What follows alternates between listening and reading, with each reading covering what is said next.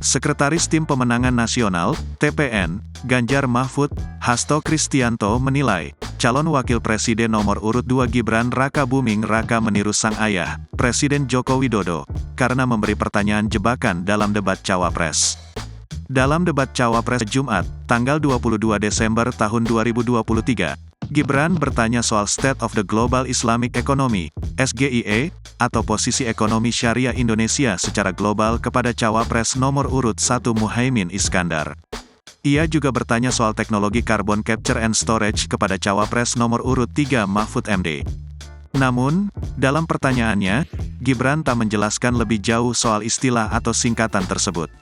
Ini kan suatu pengulangan dari apa yang dilakukan oleh Pak Jokowi pada tahun 2014 ke Pak Prabowo dan Hatta, kata Hasto selepas debat Cawapres, Jumat malam.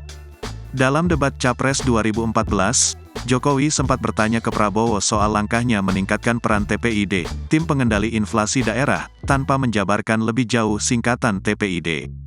Prabowo pun saat itu bertanya balik ke Jokowi soal kepanjangan TPID dan mengakui ia tidak hafal setiap singkatan.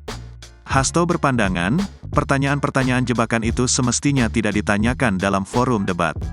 Menurut dia, Gibran seharusnya menjelaskan singkatan atau istilah yang ia ditanyakan ke kandidat lain.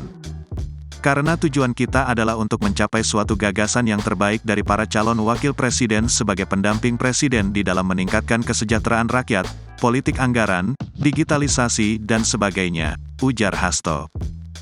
Ia pun menilai, performa Mahfud mendapatkan impresi yang cukup baik karena tidak mengeluarkan pertanyaan-pertanyaan jebakan seperti Gibran.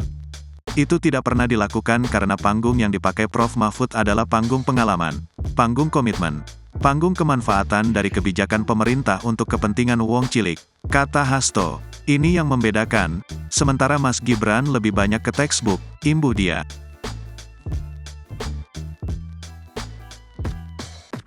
Download Tribun X sekarang, menghadirkan lokal menjadi Indonesia.